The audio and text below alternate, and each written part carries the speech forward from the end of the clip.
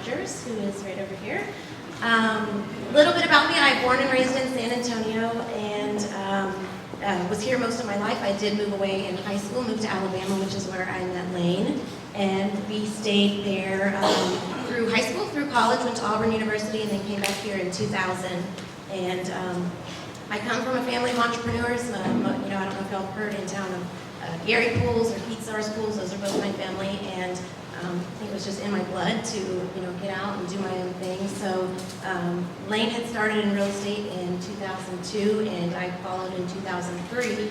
I did new construction sales where he was actually in general real estate, and I knew pretty early on that I felt very limited in new construction sales because I was in one place. I couldn't quite give my clients or the customers coming through the door what they were looking for a lot of the time, and so I felt limited, and I knew that I wanted to do something a little bit more and be able to broaden the spectrum so that I can help more people. And so in 2011, I actually left new construction sales, joined up with him officially full-time, all of our eggs in one basket, which was really exciting.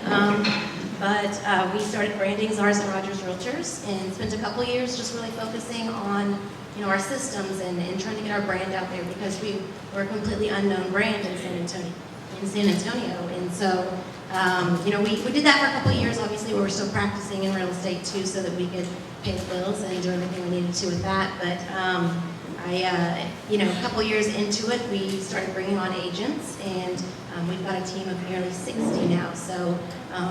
I don't have kids yet, but every now and then I feel like I have about 58 of them. A couple of them here with us today, but it's just a very interesting thing when you go out on your own. There's a lot of different things that go into it, and as a woman or as a man, you've got to work really, really hard, and so it's one of those things that you got to figure out what your niche is going to be, and how you're going to do things differently, not necessarily reinventing the wheel, but doing things differently, doing them better, standing out, So I was kind of soul searching, trying to figure out where do I want to focus, what do I want to do, and a couple years ago, I started doing a lot more of charity work. I got real involved with philanthropy. I know there's a table back in the back with the Ferrari Kid organization. I recently accepted a position on the executive board of directors with the Ferrari Kid. Every year we also do SAM Ministries fundraisers, we do the food bank, we do Habitat for Humanity. I ran for Woman of the Year with Leukemia Lymphoma Society last year. Well, actually it was the year before last.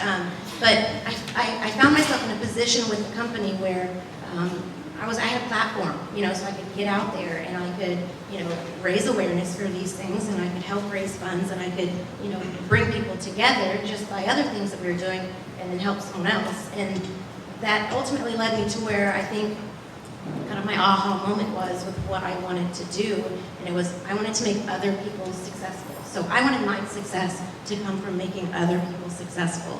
And once I made that revelation and I decided that was going to be my focus, everything in my business changed. Everything I focused on, my time, my energy was completely different because I would stop and say, how's this going to make someone else successful? What is someone else going to learn from this? What can they get from this? So I'm super excited and honored that I was asked to be here today, and I do hope that either from something I say or from one of the other panelists that you just get even just one little thing from what we say up here, and one little extra bit of hope, extra bit of inspiration to help you on whatever journey to success that you find your passion in. So thanks for coming out. Wait, before you go, I have a question. Okay, so when you got what inspired you to become a realtor? I was actually, when I moved back to San Antonio, I was working for my dad in the swimming pool business, and so I had been back here about a year. Lane had gotten into real estate and was just out.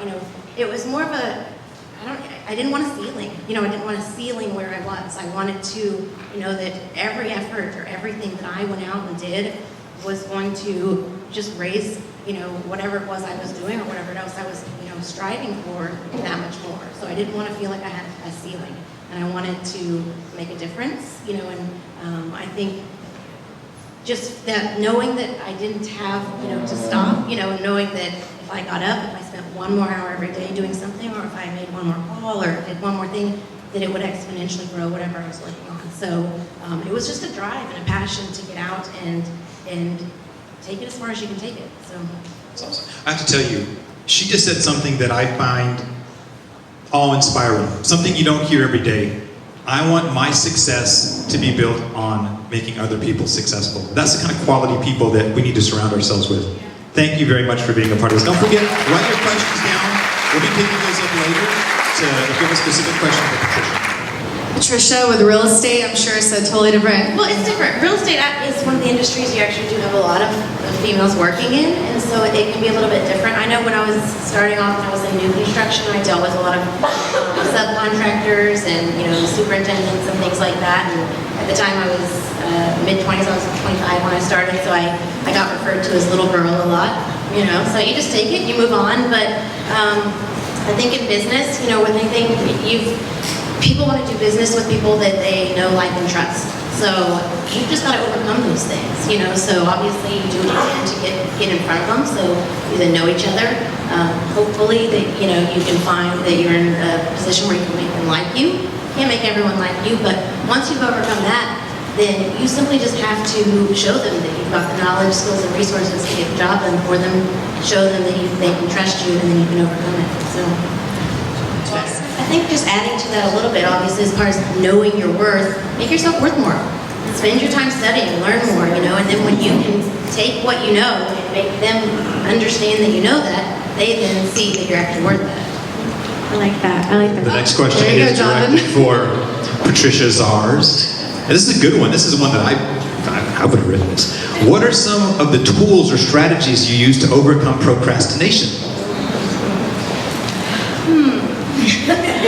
Don't procrastinate. Answer. Even I didn't prepare this at all until this afternoon. No, that's a tough one. I mean, going hand in hand with procrastination is a accountability thing. It's a time management thing, and when you're on your own and you are your own boss, that can be one of the biggest challenges that you go through.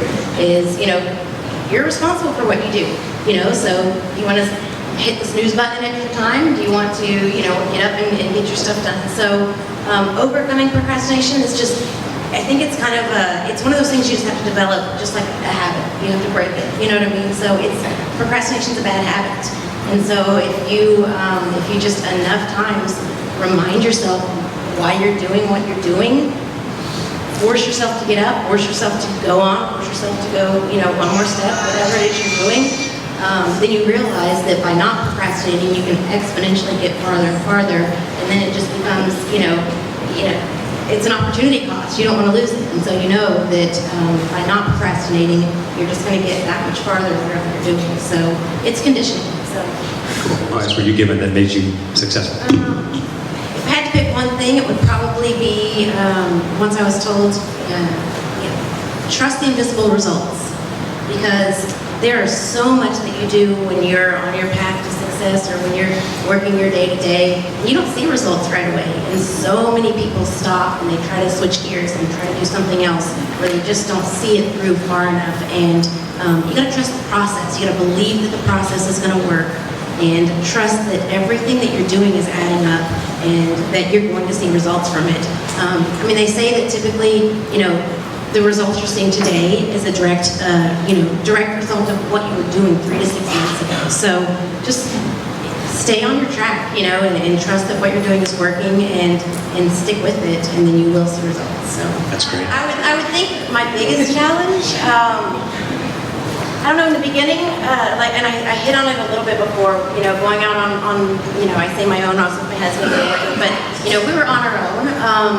And that accountability there, that making yourself get up, making yourself take, go take one more step and do that, initially, was one of the hardest things, because, a lot of people think they can go on their own, and then they just, their reason is, well, I want a flexible schedule, and this and that, I can do what I want.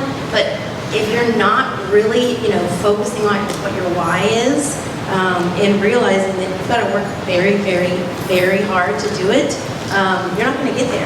I think a lot of people think they're going to have just this super flexible schedule, and they throw some work in there, and it's going to happen. But I probably worked twice as hard as I thought I would work going into business, with my husband and on our own. So the biggest challenge is just you gotta accept and acknowledge too that you're not going to make everyone happy all the time. So it's a big eye opener, because you get out there and you just want to be doing right in everyone's mind and doing exactly what everyone's wanting, but you can't please everyone all the time, and so you just got to figure out what's most important and focus on it. I think with fear, I guess it would depend on where it's coming from. There's all kinds of fear. It can be fear that you're making a mistake, or fear that you're going too fast, or that things are around you getting too big too quickly. But so much. Basically, anytime you're overwhelmed, it's probably just because you're underprepared. So the more you can take time to focus and take time to learn and just broaden your knowledge on what it is you're doing, obstacles will be put in your way, and they aren't as scary. Because you've already taken a little bit of time up front, to put that knowledge in your knowledge base, and then something comes up, and you simply just stop for a second. I always say take a deep breath. Don't ever jump into it. Just stop and take a breath and go, okay, I know this. I can get through this. So you'll find out that you're a lot less scared, and things are a lot less scary if you just spend a little bit more time, on your day-to-day life, preparing, not preparing meaning that, you're going to worry about everything that could come up. It's just, filling yourself with the knowledge, and, that will lead to confidence, and that will lead to being less fearful. Mine would be, and it kind of, correlates with what I do, is treat it like a business. Don't get in there and think, that you're going to grow a company or a business or even just become super successful in what you're doing unless you treat it like it's a business. It's not a hobby, so and don't be afraid to fail. Failure is part of learning, and it's part of success without that. So